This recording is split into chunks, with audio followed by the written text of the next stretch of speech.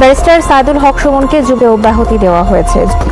আমাকে অবাক লাগে এদের কর্মকাণ্ড দেখে। এই সংসদে আমিও মেম্বার অফ পার্লামেন্ট, উনিও মেম্বার অফ পার্লামেন্ট। বলছেন যে তোর হাসিনাকে কেউ থাকবে না, তুই এত বড় সাহস করেছিস, এরকম নানা কথা আমি ইগনোর করে গেছি। আমার মনে হচ্ছে যে আমার হাতে খুব বেশি সময় নাই।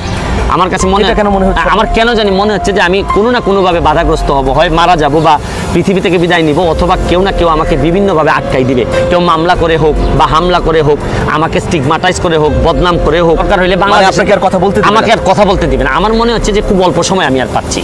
আমার মনে হচ্ছে যে বাংলাদেশ খুব করে মনে হচ্ছে আমার খুব করে মনে হচ্ছে যে কোনো না কোনোভাবে আমি আটকাই যাবো অল্প সময়ের মধ্যেই।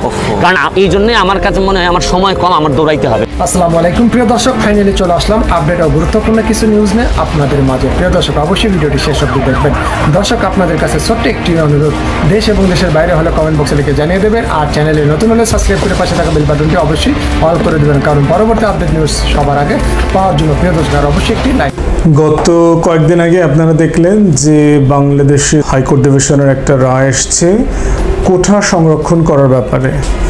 আপনাদের মনে থাকবার কথা 2017-18 সালে কোঠা বিরোধী একটা বন্ধ আন্দোলন হয়, যেটার মোদ্দা কথা ছিল যে বাংলাদেশে সরকারি চাকরিতে প্রথম এবং দ্বিতীয় শ্রেণীতে বিশেষ করে 56% ছিল কোটা, বিভিন্ন ধরনের কোটা। তার ভিতরে 30% ছিল মুক্তিযোদ্ধাদের ছেলে মেয়ে নাতি নাতনিদের জন্য। তারপরে হচ্ছে জেলা কোটা ছিল 10%, নারী কোটা ছিল 10%, উপজাতি কোটা ছিল 5%, আর প্রতিবন্ধী কোটা ছিল হচ্ছে 1%। সব মিলিয়ে মানে সরকারি চাকরিতে 56% ছিল কোনো না কোনো কোটা। তো সেটার ব্যাপারে তখন ছাত্ররা ব্যাপক আন্দোলন করে এবং আন্দোলন করার ফলশ্রুতিতে এক পর্যায়ে সরকার মানে ব্যাকফুটে চলে যায়। তারা বলে যে ঠিক আছে, যদি ছেলেমেয়েরা কোটা না চায় কোটা থাকবে না। তো তখন কোটাটা বন্ধ করে দেওয়া হয়। সরকার একটা প্রজ্ঞাপন জারি করে প্রথম দ্বিতীয় শ্রেণীতে যে কোটা ছিল সেটা তারা বাতিল করে দেয়।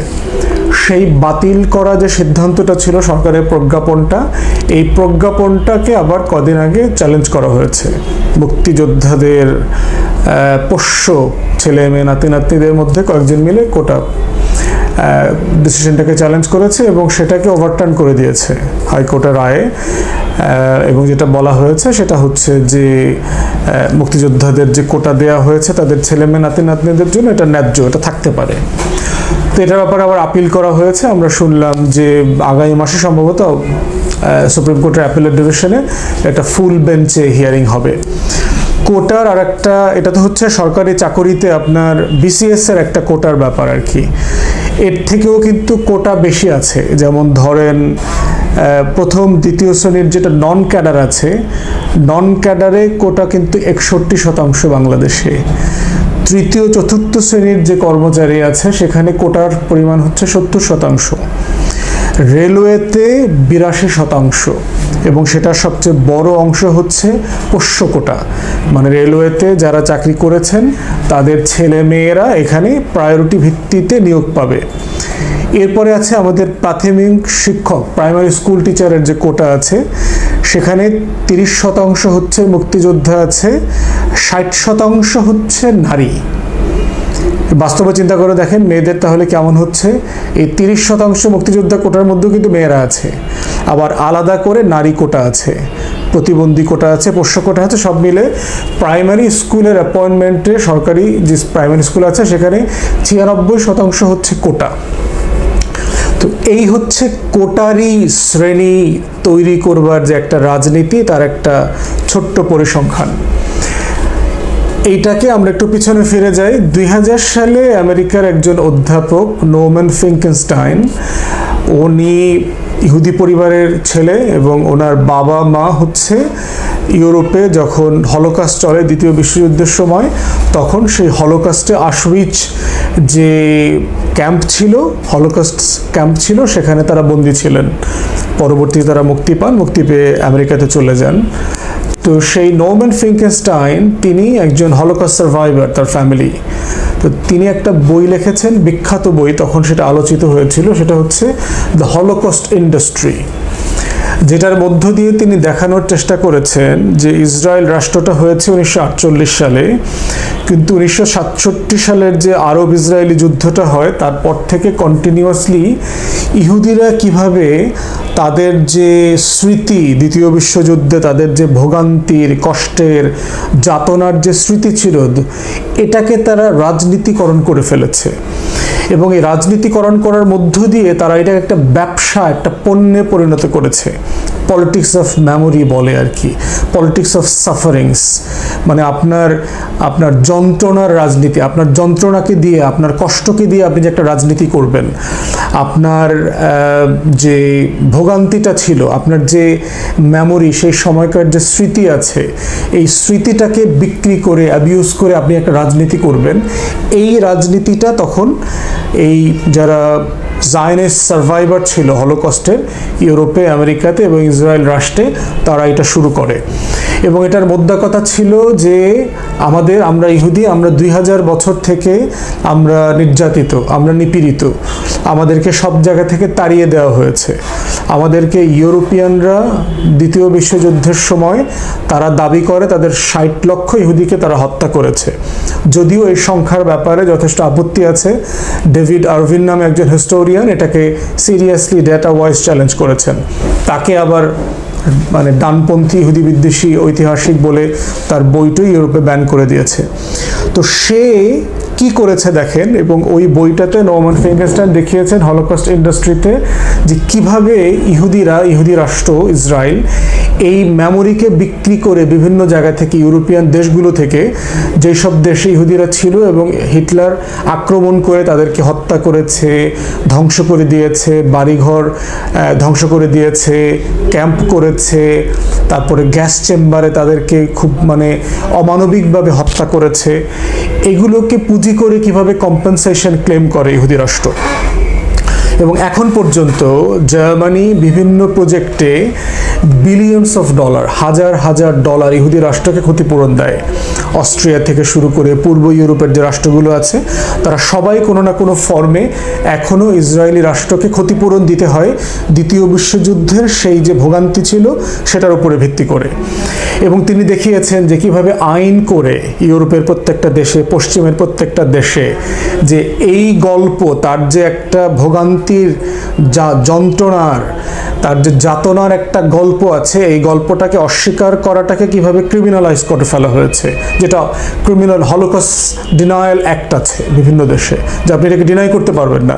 ডিনাই করলে আপনাকে ক্রিমিনাল অফেন্সের অন্তর্ভুক্ত করা হবে, পিনালাইজ করা হবে, ফাইন করা হবে, আপনাকে বিভিন্নভাবে হেয় প্রতিপন্ন করা হবে, এই ধরনের বিষয় আছে। তারপর দেখেন পশ্চিমা প্রত্যেকটা দেশে হলোকস্ট মিউজিয়াম আছে, ইন্টারন্যাশনাল হলোকস্ট ডে আছে, তারা দিবস হিসেবে পালন করে। এবং এটা বিভিন্ন পশ্চিমা দেশে আমরা দেখেছি খুব গুরুত্বের সাথে রাষ্ট্রের প্রধান, রাষ্ট্রপতি, প্রধানমন্ত্রী, বিরোধী দলের নেতা সবাই মিলে সেখানে যায়, একটা মানে খুবই গম্ভীর এবং খুবই সম্বার মুডে এটা উদযাপন করা হয়।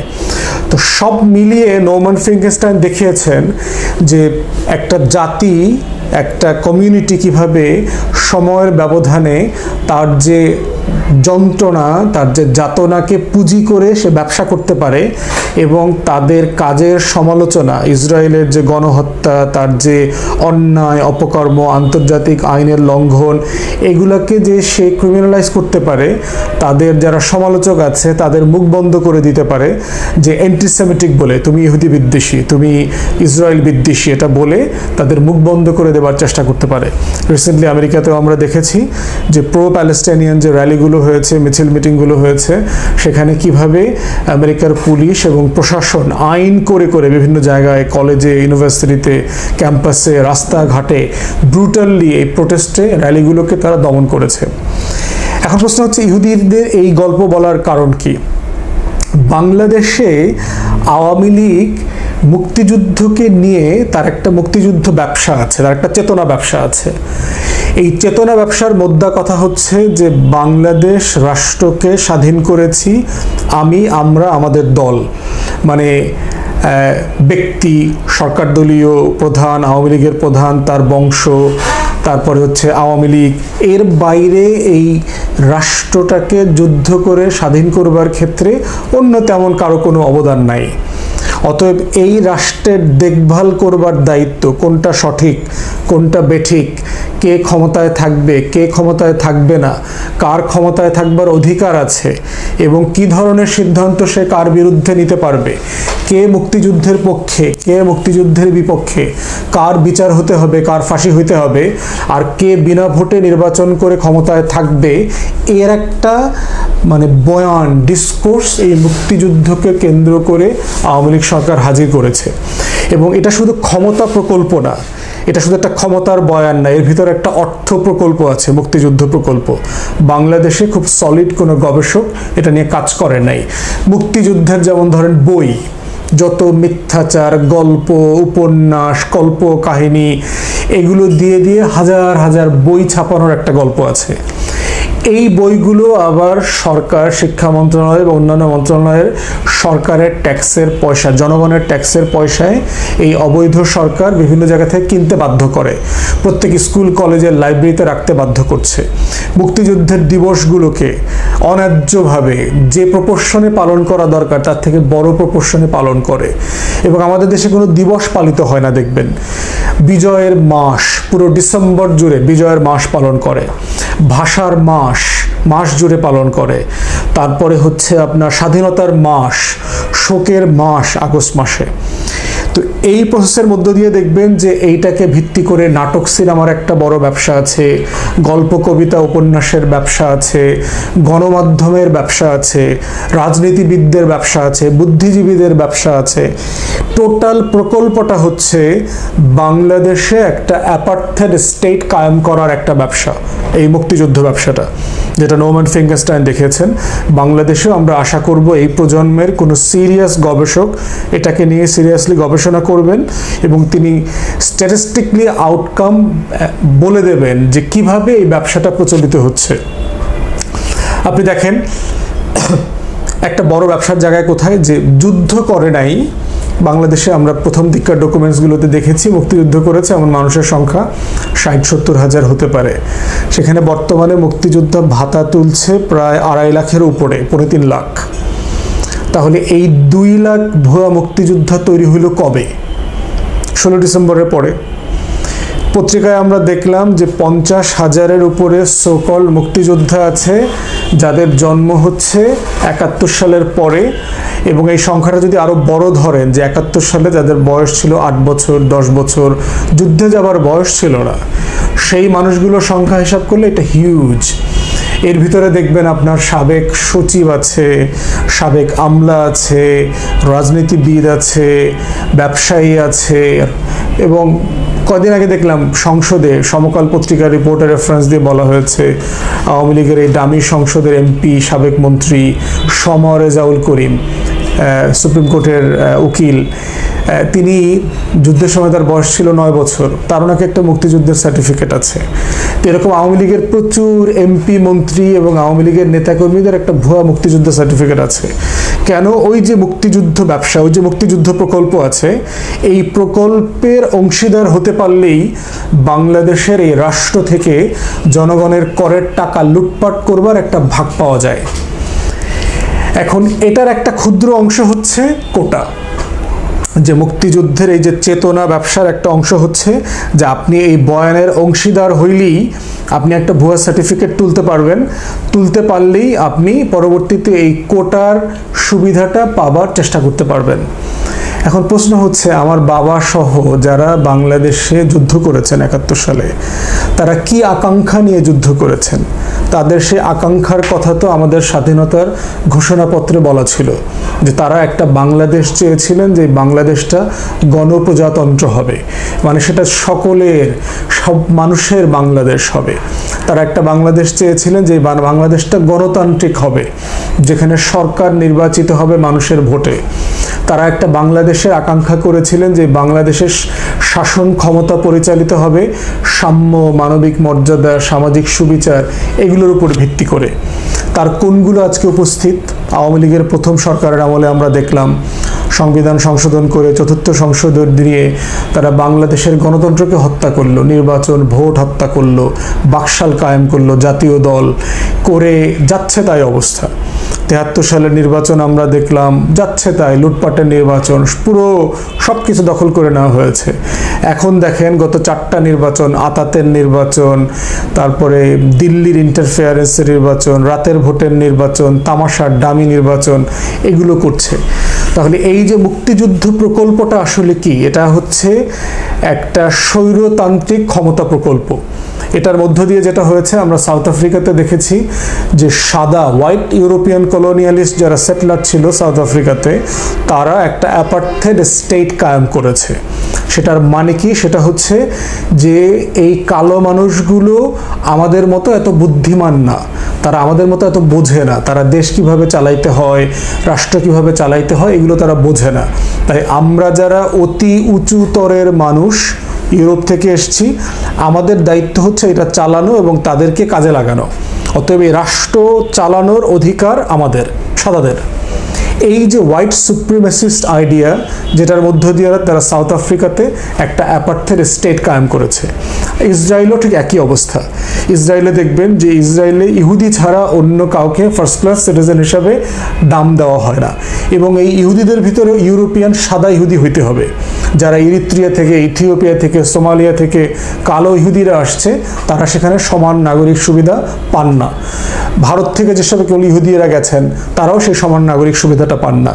তাহলে বাংলাদেশে আওয়ামী লীগের নেতৃত্বে মুক্তিযুদ্ধের চেতনা প্রকল্পের নামে যেই রাষ্ট্রটা তারা কায়েম করেছে, এটা আসলে ইসরায়েল এবং দক্ষিণ আফ্রিকার আদলে একটা অ্যাপার্থেড স্টেটে পরিণত হয়েছে।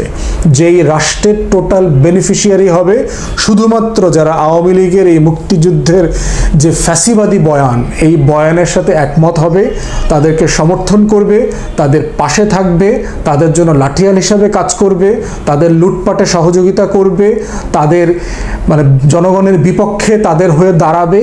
এই জনগোষ্ঠীর জন্য হচ্ছে এই কোটা। তো কোটাটা দিয়ে আসলে সরকার কি করতে চায়, কি অ্যাচিভ করতে চায়? সে আওয়ামী লীগের এই বয়ান এবং তার যে মুরিদ, এই মুরিদের বানানোর রাজনীতিটা কন্টিনিউ করতে চায়। ছাত্রলীগের মধ্য দিয়ে, আওয়ামী মুক্তিযোদ্ধা ছেলে মেয়ে নাতি নাতনিদের মধ্য দিয়ে একটা আওয়ামী বাংলাদেশ যারা চায়, যেই বাংলাদেশে শুধুমাত্র আওয়ামী অ্যাপার্থেড স্টেটের মতো করে একটা কলোনিয়াল স্টেট হবে, যেটা অলরেডি আমরা এই আওয়ামী ইস্ট ইন্ডিয়া কোম্পানিতে আছি। তো এবং এই কোটার বিরুদ্ধে কিন্তু আমাদের লড়াই ছিল। আমরা যদি 6 দফা দিবস পালন করলো কদিন আগে আওয়ামী লীগ, 6 দফার আন্দোলন দেখি, গণ অভ্যুত্থান দেখি, বৈষম্যের রাজনীতি দেখি, এর প্রত্যেকটা জায়গায় ছিল হচ্ছে অধিকারের কথা বলা ছিল, যে আমরা বৈষম্য থেকে সমতার ভিত্তিতে রাষ্ট্র গড়তে চাই। তাহলে পাকিস্তান আমলে যে কারণে আমরা আন্দোলন করলাম বাঙালিরা, যে পশ্চিম পাকিস্তানেরা সচিবালয়ে, ডিফেন্সে, পুলিশে, মন্ত্রণালয়ে, আমলাগিরিতে সব জায়গাতে ডিসপ্রপোর্শনেটলি বেশি রিক্রুটেড হচ্ছে, এর অন্য বাস্তবতাও ছিল, শিক্ষাদীক্ষার একটা বাস্তবতা ছিল। তাহলে সেই বৈষম্যের ব্যাপারে আমরা লড়াই করে আমরা আবার একটা মানে সেই পাকিস্তানি শাসক গোষ্ঠীর মতো নতুন একটা বৈষম্যের কাঠামো তৈরি করেছি। সেই কাঠামোর নাম হচ্ছে মুক্তিযোদ্ধা কোঠা। এবং এর মধ্য দিয়ে যেটা হচ্ছে, আর টোটাল পরীক্ষা সিস্টেম তো হাইলি পলিটিসাইজ হয়ে গেছে। আপনি মুক্তিযোদ্ধা হন বা না হন, আওয়ামী লীগের রেফারেন্স প্লাস ঘুষের মানি, দুই জিনিসের যোগফল ছাড়া কোনো সরকারি চাকরিতে আপনি ঢুকতে পারবেন না। তাহলে এই বাস্তবতার যে রাজনীতি, এই বাংলাদেশকে আমরা চেয়েছিলাম। আজকে আমরা এমন একটা জায়গায় এসে দাঁড়িয়েছি যেখানে আমরা দেখতে পাচ্ছি ঢাকা বিশ্ববিদ্যালয় থেকে শুরু করে আগে যারা কোটা বিরোধী আন্দোলন করেছেন এবং নতুন প্রজন্মের ছেলেমেয়েরা এটার প্রতিবাদ করছে, আমরা তাদের সাথে একাত্মতা ঘোষণা করছি। আমরা বলছি বাংলাদেশ রাষ্ট্রের কোনো ব্যক্তিকে স্পেশাল স্ট্যাটাস দেওয়ার জন্য এই রাষ্ট্র স্বাধীন হয় নাই। কোনো ব্যক্তি, কোনো পরিবার, কোনো রাজনৈতিক দল, কেউ এই রাষ্ট্রে কোনো স্পেশাল স্ট্যাটাস পাইতে পারবে না। সারা দুনিয়াতে কোটা আছে, সত্য আছে। আমরা আমেরিকাতে দেখেছি সেই 60s সিভিল রাইটস মুভমেন্টের সময় আমরা দেখেছি যে কালোদেরকে কিভাবে অ্যাফার্মেটিভ ডিসক্রিমিনেশনের মধ্য দিয়ে তাদেরকে বিভিন্ন কোটা দিয়েছে, তাদেরকে মূল ধারায় নিয়ে আসার জন্য। বাংলাদেশে এটা আমরা বিপক্ষে না। যারা প্রতিবন্ধী আছে এবং যারা উপজাতি আছে, পাহাড়ি জনগোষ্ঠী, পিছিয়ে পড়া জনগোষ্ঠী, এবং সেটা কোনোভাবেই সব মিলিয়ে 5% বেশি হতে পারবে না। এবং কোনো পরীক্ষায় যদি সাফিসিয়েন্ট কোটা পূরণ করবার মতো লোক না থাকে উপজাতিদের মধ্য থেকে অথবা প্রতিবন্ধীদের মধ্য থেকে, সেটা জেনারেল কোটা থেকে পূরণ করে ফেলতে হবে সাধারণ মেরিটের ভিত্তিতে। আমরা এমন একটা বাংলাদেশ দেখতে চাই যেই বাংলাদেশটাতে প্রত্যেকটা চাকরি সরকারি বেসরকারি যে কোনো স্তরের হতে হবে মেধার ভিত্তিতে, সততার ভিত্তিতে, যোগ্যতার ভিত্তিতে। কোনো কোটা পদ্ধতি এই রাষ্ট্রে থাকতে পারবে না। এটা বাংলাদেশ রাষ্ট্রের যে আকাঙ্ক্ষা, বাংলাদেশের স্বাধীনতা আন্দোলনের যে ঘোষণাপত্র, আমাদের সংবিধানে যে বৈষম্যহীন রাষ্ট্র সমাজ গড়বার প্রত্যয়ের কথা বলা হয়েছে, এই সব কিছুর সাথে এটা যায় না। তাই আমরা ছাত্র সমাজকে আহ্বান করছি, আপনারা আপনাদের দাবির জন্য আন্দোলন করেন, রাস্তায় নামেন, অধিকারের লড়াই করেন। এইটাই হচ্ছে এই প্রজন্মের গণতন্ত্রের লড়াই।